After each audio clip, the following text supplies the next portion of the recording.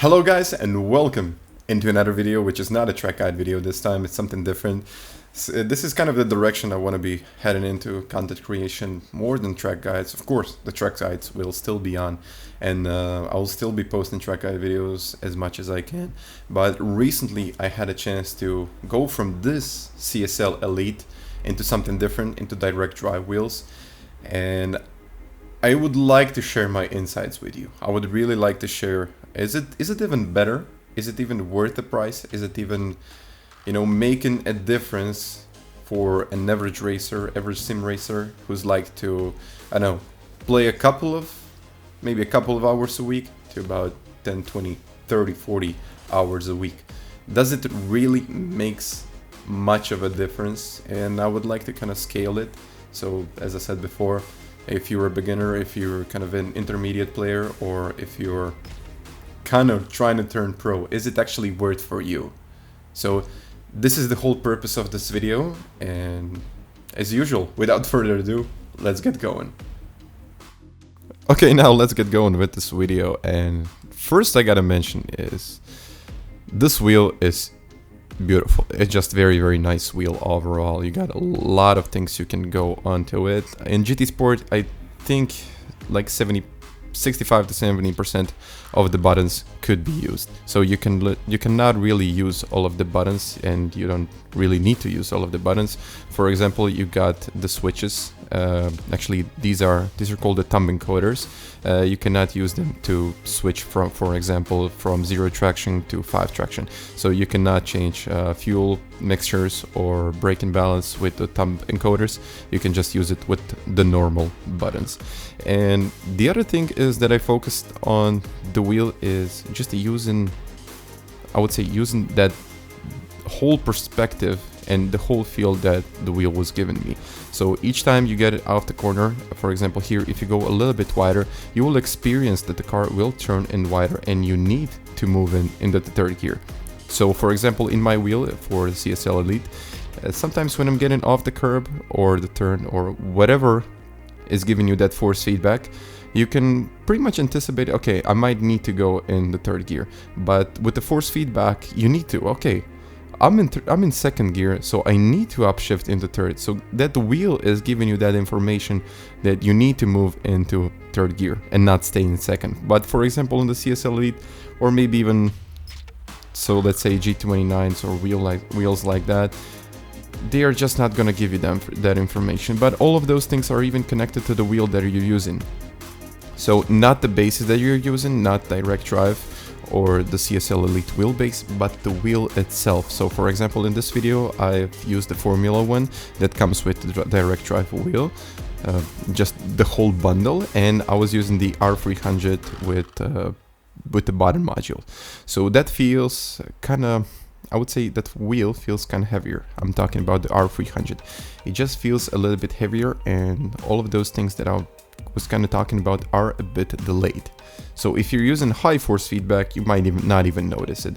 But I usually use just a little force feedback just to experience all of those things that are coming on the track, or the things that you actually need on the track, because I used to play a lot, I still play a lot, and after a while you just get tired. So your hands are tired, you cannot focus that much. So I think in my personal experience, you don't need to use the full force of the wheel. So I think even using 10 Newton meters is too much. So I think most of the people will be kind of 5 Newton meters will be more than enough. So I think the new CSL direct drive will be just about enough. For some people it might be a little bit different.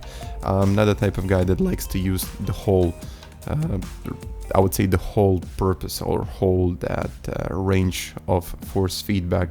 I just need that information. I just need to know, okay, I went over the curb there, the car lost traction. I need to know all that stuff, but I don't need the whole force feedback pulling me in the separate direction. I don't need that. But for example, as I was talking about, this wheel feels a bit heavier. So when you put all of those things together, for example, you got the rim, you got the module, you got the base, you got all of those things together, and the wheel itself is pretty heavy. So I think just if you're not using the whole force feedback on this direct drive wheel, it just gives you less information. But as you can see, it's very easy to catch a slide here, because you know that the car is gonna, it's just gonna drift wide, and you can of course anticipate that motion. You can really feel that the car is gonna drift, or you're put in I would say too much of the power or too little braking. You can experience a lot more things. And also, as you can see, this wheel really looks nice. It's to be honest, my favorite is the Formula wheel, but either this one is also a very beautiful wheel, but at the same time it is heavy. So as I said before, if you don't use a high force feedback settings, which I'll discuss later, you will not be able to use all of those features as you are with the Formula wheel. So it depends on what you like, what are your actual preferences, what do you like to use, and what type of settings do you like. So my settings are probably not gonna be the same for everyone, and I can just say that most of the people will not like my settings. I mean, some people will like my settings, but I think they're a bit too loose. But as I said before, if you're running for, let's say 2, 3, 4 hours in a row, then you need a low force feedback setting. Otherwise, just your hands will get tired, you will lose the focus, and therefore you will make a lot of mistakes. And of course, in racing, you don't want to make a lot of mistakes. So that's why I keep my settings low. I'm talking about my force feedback. That's why I keep it low, but at the same time, so I can experience all of those things that are going around me. As I said, if you go over the curb, I can experience that. If the car really slips out a bit, so I can correct the oversteer, understeer, whatever happens, I need that. So I don't want to be at super low settings, just trying to, anticipate something that I cannot actually feel. I really want to feel all of those things, but at the same time, it has to be reasonably hard to rotate the wheel. And of course, we got to talk about the whole situation here, and I try to explain everything in numbers. And now when we're talking about numbers, I will try to talk about price, feedback, consistency, and pace. And also I gotta note that the feedback includes resistance force and my overall information that I was getting from the wheel. And also all of these calculations were made with the basis of direct drive here on the screen. And also one thing that I like to mention here is that the CSL direct drive costs $350, which is outstanding value in my opinion, but it's not yet available for PlayStation 4. You can use something like a Drive Hub to get it working on the PlayStation, but I think most of the people will be waiting for the PlayStation version of the wheel because it's much cheaper than this direct drive here on the screen. The price, as I said before, $1,200 just for the base. Still, you gotta buy the wheel and the pedals, which will probably move you up to a range of around $2,000. And with the CSL Elite drive that I got, I think it was a year ago, it cost me $400 plus the wheel that I got was the Formula V2, which cost $360, plus you got the pedals, which are V3 pedals, $350. But regarding that, we're gonna move to feedback. So as I said before, the base for calculation is direct drive here, and the feedback that you're getting in is, in my opinion, around, I would say 20% less of the force feedback or overall feedback you're getting on the CSL Elite wheel. This really not includes the force feedback. I'm talking about the whole feedback, not the force feedback, because of course you can get I think 3 or 4 times more force feedback on this wheel, on the direct drive, which is completely unnecessary. You cannot really drive with that much force feedback. It's impossible to drive like that. I've seen that in the numerous videos. People tried it. I also tried it. It can really break your hand. It's so strong. It's not supposed to be for racing, because you got a kill switch. So if something goes wrong, you gotta press the switch to break all of those connections, so it doesn't really hurt you. So it can really hurt you. This is how strong all of that is. And I think CSL Elite strength is more, in my opinion, for 99% of the people, is more than enough. And now we're gonna switch to consistency, and I think this is really a deal breaker for me. So this is why I'm thinking about switching to direct drive. CSL Elite just gives you less consistency. You might get a good pace, as I said before.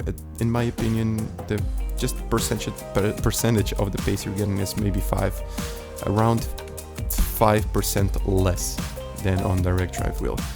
But just that consistency. So the overall things that you need to be looking for, the overall, let's say you're going over the curb, you can always, you can feel that curb. Something is wrong, something is slightly wrong, you can feel it, Actually, I felt much more confident going above those curbs using something like a Supra, for example, and going over those very, very high curbs.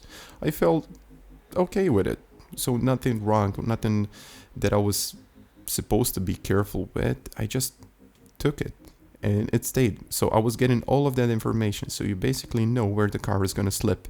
And I think this is the biggest advantage of the direct drive wheel, just the pure consistency.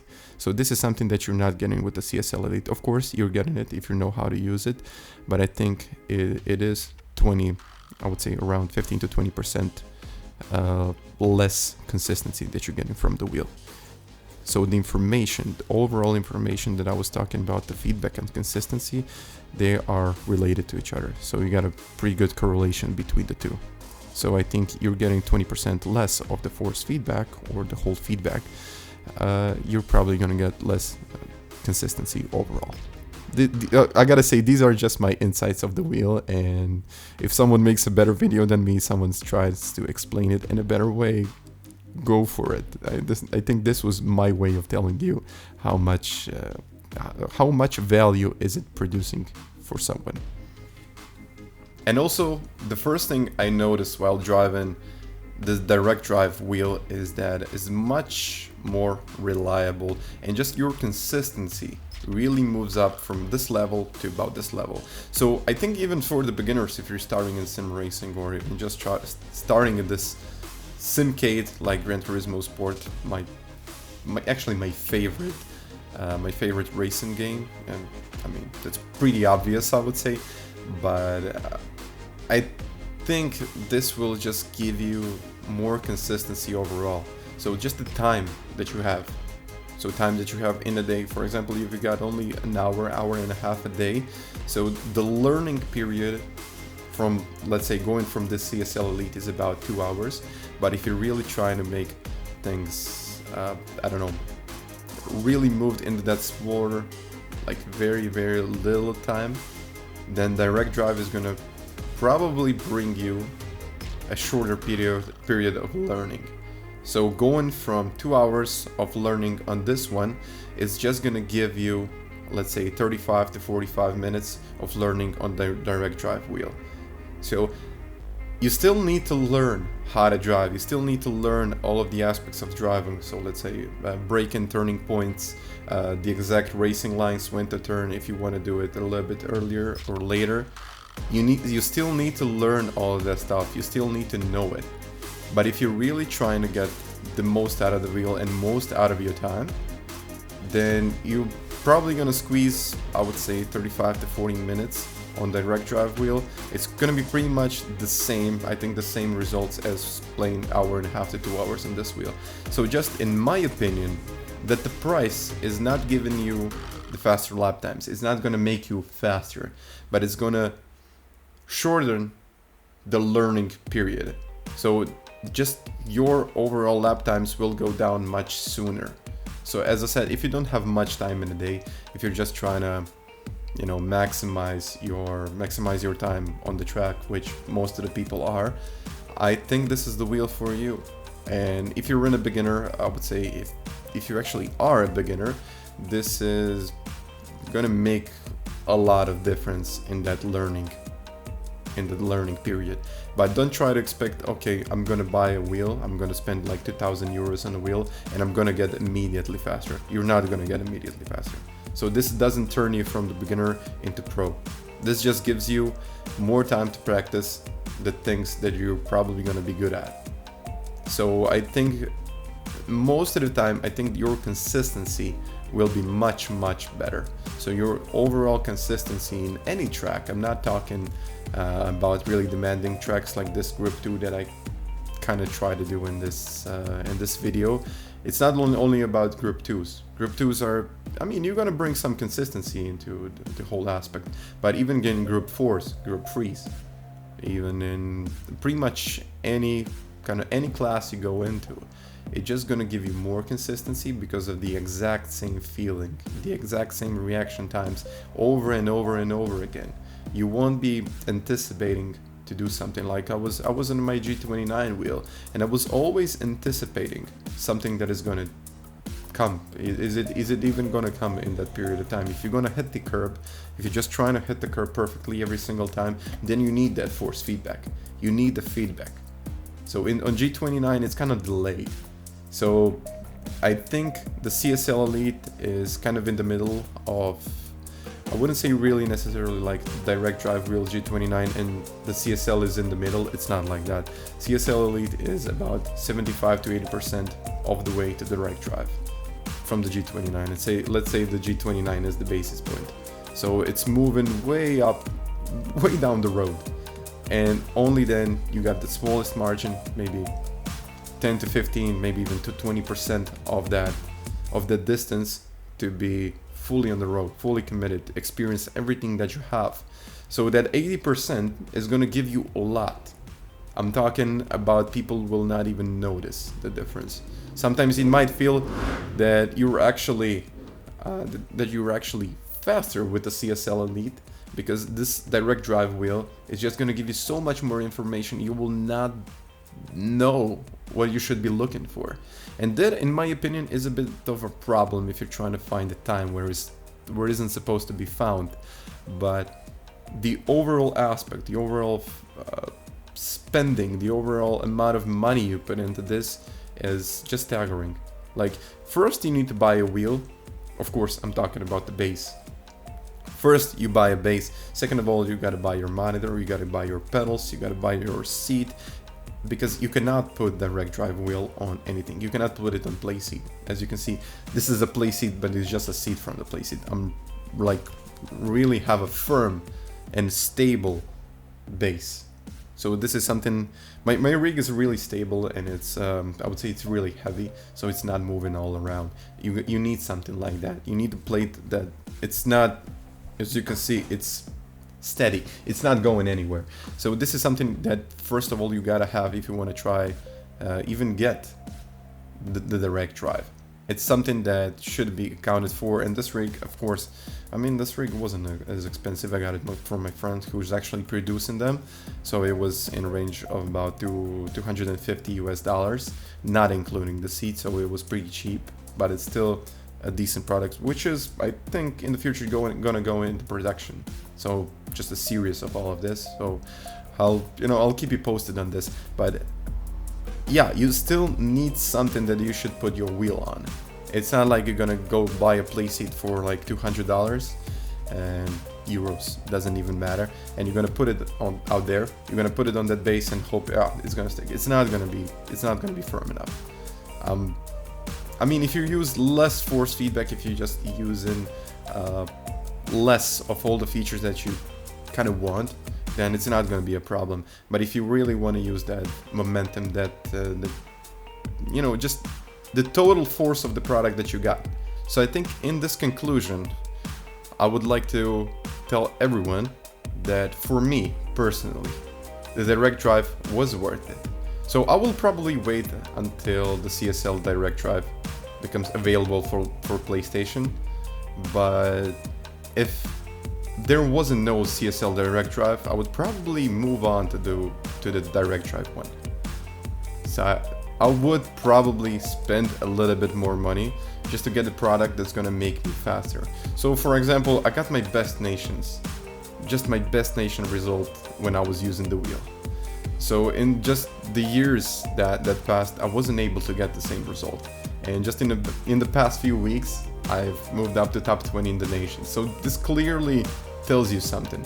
So it doesn't really makes you constantly quicker and quicker and quicker, but it just gives you that extra edge. So that for me, moving from, let's say P40, I would say P40 in the Nations Cup, moved me into top 20s. This really brought value to me. And I think you should be looking at it from a point that is it gonna bring value to you? Are you gonna spend a lot of time playing GT Sport or any other game, or Assetto Corsa, iRacing? Are you gonna play it that much? Do you want to get to some kind of professional level? Probably that's the product for you.